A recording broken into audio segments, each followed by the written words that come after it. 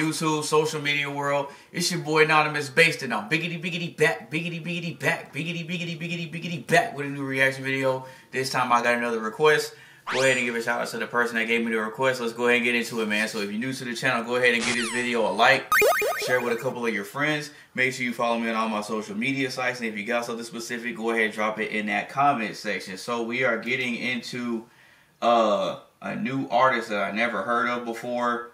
And they go by the name of Devora.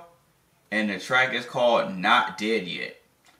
Alright, so let's go ahead and get into it.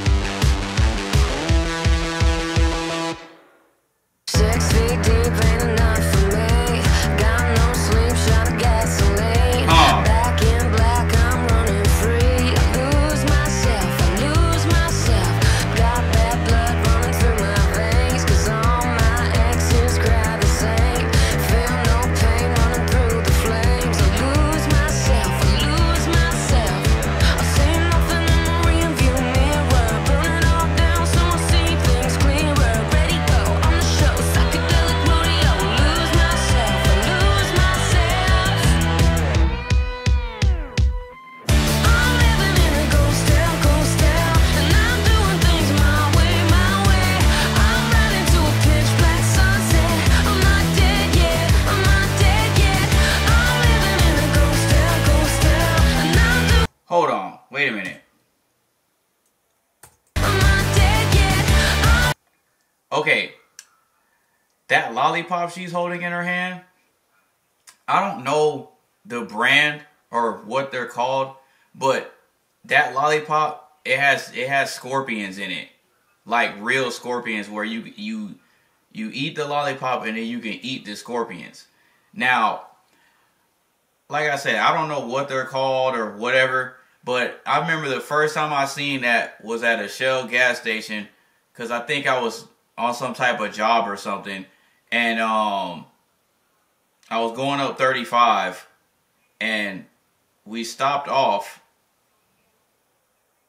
to go to a Shell gas station, and then I went inside, and I seen this little stand, and they had those scorpion lollipops.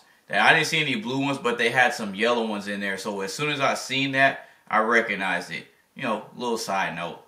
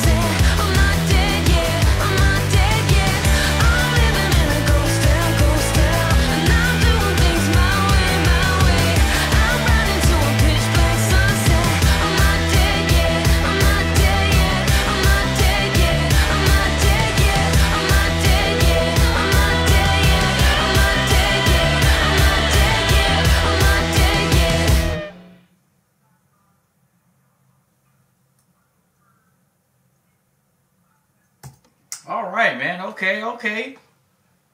Shout out to Devora for coming through with the fire track called Not Dead Yet, man. Now, I've never heard of her before until now, until I got this request. And let's go ahead and get into the reaction, man. So, first impressions of me hearing this for the first time, I definitely got to say this track was fire. So, shout out to Devora. And let's go ahead and get into it. So, the song itself is actually really good for me hearing this and her for the first time. So, with that being said, I was listening to the little guitar riffs at the beginning, and I wasn't expecting it to be like an upbeat type of, I guess, rock, dance, hybrid type of song. I didn't really know what I was expecting, but when I heard the little guitar riffs at the beginning, I thought it was going to be more of like just a solid rock type song, and I was expecting to see a band playing throughout the video, kind of like your typical band, kind of like a Paramore or something like that, where you have the female singer, and then you got the guys playing the instruments. That's kind of what I was expecting, but then when the song actually came in and it was like I guess like an upbeat type of poppy, cheery rock type song, that's when I was like, oh, okay, I can kind of rock with this. Because listening to this, it kind of reminds me of back in high school when people were wearing, people were going through like the emo and scene phase, and listening to that kind of music, like your Fall Out Boys, your Green Days, and your Avril Lavigne's, and all that other type of stuff. Your A Day to Remember, your Asking Alexandrias, and all that type of stuff. Back when Invader Zim was a thing, and everybody was rocking Hot Topic stuff, and had the spiky hair, the heavy eye makeup, and wearing gauges and all that. That's what this song reminds me of. It reminds me of that time period in high school when a good portion of people went through that emo slash scene phase. And now that I'm thinking about it, that's bringing back some pleasant memories. But anyway, getting off topic. So engineering wise, the song is actually really good. And the reason I say that is because engineering rock music is not the same as engineering rap music. It's completely different. There's a whole lot more compression and tweaking that you have to do with the audio levels, because when you're engineering rock music, you actually have to record the live instruments and then engineer and tweak those. So you're doing separate compression and everything else, and separate adjustments on audio levels. You're tweaking the highest frequencies, the mid frequencies, the low frequencies. You're having to use plugins to manipulate the depth and the width of the overall sounds and everything else like that. It's completely different from just making the beat, putting it on there, and then just recording the vocals and then doing a lot of heavy engineering on the vocals. It's not the same, because you're having to engineer the drum track, you're having to engineer the hi-hat track, you're having to engineer the snare track, you're having to engineer the bass guitar track, and you're having to engineer the lead guitar track in conjunction with engineering the vocals, and you're having to make sure that everything sounds even and all that other type of stuff. So it's a lot more work, and I've actually seen it.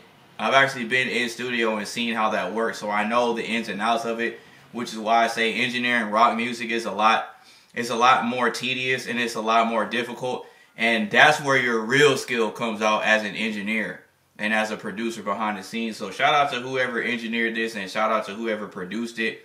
Y'all did a good job on the engineering side. So vocal engineering, it was pretty good. It was on point. From the sound of it, it sounds like this was professionally done, and that leads me to believe that she's signed. However, at the same time, you might be signed to a smaller label or like an indie label, because I'm looking at your views. This came out December 10th of 2020, and it doesn't even have 75K views on it. So that's telling me that either you're an independent artist or you're signed to a small label or like an indie label or something like that. Because if you were assigned to a major or like a subsidiary of a major, you would have a lot more push and you would have a lot more engagement and a lot more views than this. That's how I know. But even if you know, no matter what your label situation is, this is still pretty impressive. You're actually doing a really good job. And from what I heard, the music is really good. And I didn't even touch on the video. So as far as the video goes, I actually really like the video as well because there was a lot of cuts. There wasn't any crazy effects and all these crazy transitions.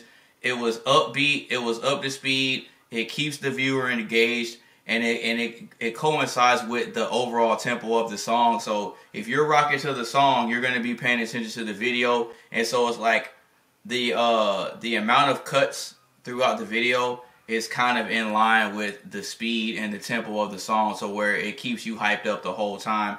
But at the same time, some of her performance scenes, she was a lot more laid back and all that type of stuff. And she wasn't overly hyped and overly animated, so I guess that kind of balances it out, but at the same time it kind of throws you off as the viewer because the tempo of the song is meant to have you moving and dancing, but then when you look at the video, she wasn't really doing that, so I don't really know about that. But overall, song is good, the engineering on the track is good, the video is good, and the beat and the style of the song is actually good. I wouldn't really know what genre this would fall under, but whatever it is, it works for you. And once again, man, shout out to Devora for coming through with the fire track, man. Not dead yet. And so with that being said, that's pretty much my reaction, man. So if you like the video, go ahead and give this video a like.